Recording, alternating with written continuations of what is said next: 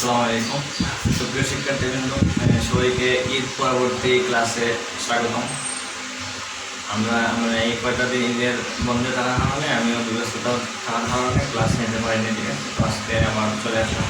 আজকে ক্লাসের মধ্যে দেখো আমরা বিভিন্ন বোর্ড পরীক্ষার মধ্যে টেক কোয়েশ্চেন্সের যেগুলো আসে প্রায় সময় বা এই নিয়মের মধ্যে টেক কোয়েশ্চেন আসে, তো এগুলো আমরা আজকে এক্সারসাইজ করবো। ঠিক আছে, তো যারা এখন আমাদের ইউটিউব চ্যানেলের মধ্যে নতুন বা ফেসবুকের মধ্যে নতুন তারা ফলো দিয়ে, বা ইউটিউবের মধ্যে যারা নতুন তারা সাবস্ক্রাইব করবেন। ঠিক আছে, তো আমরা কথা না বলে ক্লাসের মধ্যে মেইন টপিক্সের মধ্যে চলে যাই। ঠিক আছে, দেখো আমি এখানের মধ্যে প্রায় 10টা এক্সাম্পল লিখছি।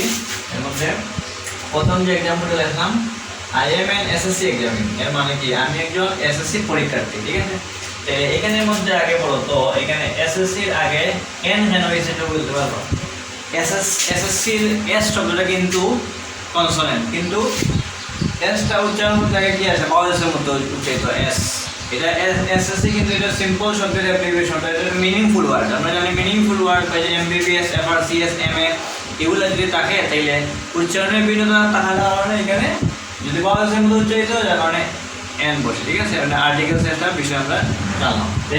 এখানে দেখো এটার অর্থটা কি আছে, আই এম এন এসএসসি এক্সামিং মানে কি আমি একজন এসএসসি পরীক্ষার্থী। ঠিক আছে, এটা হা বোধক আছে। আমরা এক কোয়েশ্চেনের প্রথম রুল জানি কি, স্টেটমেন্ট যদি হা বোধক হয় উত্তরটা হবে কি নেগেটিভ বা না বোধক। তাহলে আমাদের স্টেটমেন্ট এখানে হা বোধক আছে, উত্তরটা কি না বোধক। তাহলে এখানে এম একটা মডেল ভেরিয়েবল আছে, এটা নেগেটিভ যদি রূপান্তর করতে যাই এটা লিখে দিব এম নটের ট্যাগ ফর্মটা কিভাবে লেখা হয় আর এন অথবা এইট লেখা যায়। ঠিক আছে, আর সাবজেক্ট হিসেবে কি আছে আই এস। তাহলে আমরা এখানে নেগেটিভ যদি করতে যাই লিখে দিব উত্তরটা আর এন আই লিখতে পারি অথবা এইট আইও লিখতে পারি। ঠিক আছে, তাহলে দেখো তারপরে কি লিখলাম 2 নাম্বারটা দা উইডো আর শাডারো। এটা কিন্তু খুব কমপ্লেক্স একটা एग्जांपल। উইডো আর শব্দের অর্থ কি আমরা কেউ জানি? উইডো আর মানে হচ্ছে বিধবা, মানে বিধবা ব্যক্তি যে ছিলেন তিনি কি করছেন দরজাটা বন্ধ করেছিলেন। এবং শার্ট এমন একটা তোমার এই ভার্ব, আমরা যে ভার্বের লিস্ট করছি না, do, did, done, go and gone, শার্টটা কিন্তু তিনটা ফর্মই কিন্তু same. Shut present form shut, past form shut, past participle form কিন্তু শার্ট। তাহলে এখানে দেখো যদি এখানে এস অথবা এস যুক্ত থাকতো তাহলে বুঝতাম এটা কি আছে প্রেজেন্ট ইনডিফিনিট, অর্থাৎ দা উইডোর মানে কি তার কোনো সিঙ্গুলার নাম্বার হতো। কিন্তু এখানে এস বাই এস যুক্ত নাই, তাহলে বুঝতে হবে এটা পাস্ট ইনডিফিনিটের মধ্যে আছে। যদি পাস্ট ফর্মে থাকে বা পাস্ট ইনডিফিনিট থাকে তাহলে আমরা ডু ডাজ টেক কেয়ার ডি তে কোনটা ব্যবহার ডি ব্যবহার করে। ঠিক আছে, এটা বুঝতে হবে পাস্ট ইনডিফিনিট। যদি এস বাই এস থাকতো তাহলে বুঝতাম এটা প্রেজেন্ট ইনডিফিনিটের মধ্যে আছে। যদি এরকম এস বাই এস থাকতো তখন আমরা ডাজ নট শি লিখতাম আনসারটা। এখন যেহেতু এটা বুঝলাম পাস্ট ইনডিফিনিটে আছে যার কারণে এটা উত্তরটি হবে ডিড নট শি। যেহেতু দা উইডো আর বিধবা ব্যক্তি যার কারণে আমরা এটা প্রোনাউন হিসাবে শি ব্যবহার করবো। ঠিক আছে, এখানে আনসারটা হবে কি এটা হা বোঝক আছে, না বোঝক হবে ডিড নট শি। তারপর দেখো হি ব্রক হার লেগ, ব্রেক থেকে ব্রক, এখানে কিন্তু এখানেও সেম হেল্পিং ভার্ব দেওয়া নাই। হেল্পিং ভার্ব না দেওয়া না থাকলে কি করতে হয় ডু ডাজ ডিড থেকে যে কোনো একটা ব্যবহার করতে হয়। তাহলে দেখো ব্রেক এটার প্রেজেন্ট ফর্ম হচ্ছে ব্রেক, পাস্ট ফর্ম হচ্ছে ব্রোক, পাস্ট পার্টিসিপল হচ্ছে ব্রোকেন। ঠিক আছে, তাহলে এটা দেখো পাস্ট ফর্মে আছে, যদি পাস্ট ফর্মে থাকে তাহলে আমরা কি ব্যবহার করি ডিড ব্যবহার করি। এটা হা বুঝে আছে না বুঝে কি ডিড নট হি, যেহেতু সাবজেক্ট হিসেবে দিতে আছে। এটা আমরা একটা রুলস জানি, লেটার যদি সেন্টেন্সের মধ্যে থাকে দেওয়া হবে লেটার থাকলে আনসারটা হয় শেল উই। এটা রুলস, লেটার যুক্ত থাকলে আনসারটা হয় কি শেল উই। সবাই মনে রাখবা, এটা কিন্তু বোর্ড পরীক্ষা প্রত্যেকটা বোর্ডে যে কোনো একটা এক্সাম্পল এটা দেওয়া থাকে। ঠিক আছে, শেল উই মনে রাখবা। আফটার রুলস মনে রাখবা, যদি সেন্টেন্সের মধ্যে let him, let her, let them যুক্ত থাকে তাইলে উইল উই আনসারটা কি উইল উই। বুঝে গেছে? তারপরে ধরো close the door, close the door এর মানে কি দরজাটা কি করো বন্ধ করো। এটা একটা ইম্পারেটিভ সেন্টেন্স। কোন ধরনের sentence?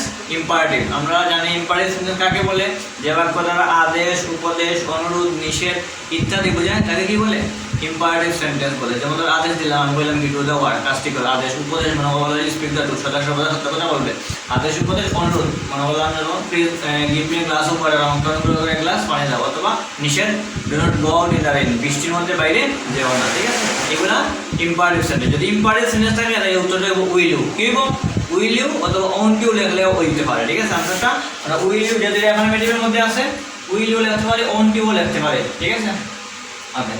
Sinners suffer in the long run, sinner মানে কি? সিন মানে পাপী, S S I N, sinner তো পাপ, আর সিনার মানে হচ্ছে পাপীরা। পাপীরা কি করে?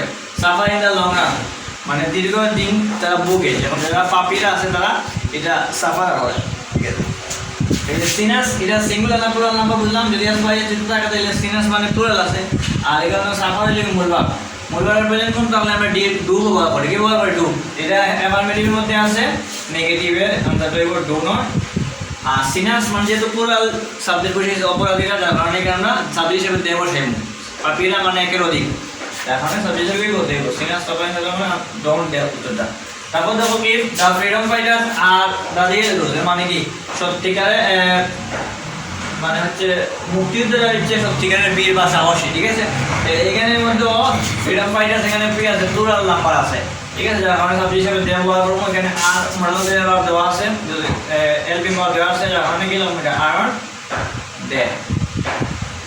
We should never forget them. Never কথাটা কি অর্থবোধক প্রকাশ করে, নেগেটিভ অর্থবোধক প্রকাশ করে। নেভার মানে কি কখনো না।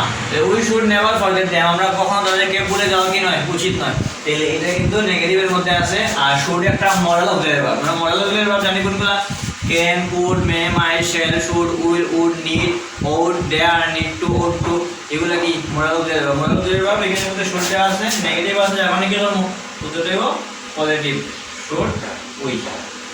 নান of us can solve this problem, মানে কি আমাদের মধ্যে কেউ এই সমস্যাটার সমাধান করতে পারেনি। আমরা একটা রুল জানি কি everyone of us, anyone of us, someone of us, naan of আস যদি টাইটেল সেন্টেন্সে এর সাবজেক্ট হিসেবে উই বসাই, কি বসাই? উই।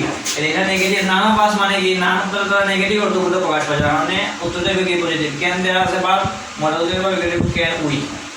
We can বসাইলাম? যেহেতু নান অফ আস আছে, আস তাহলে এটা সাবজেক্ট উই। যদি দেমটা আসলে লিখে কি কারণে দেওয়া হইতো, ঠিক আছে, মডাল।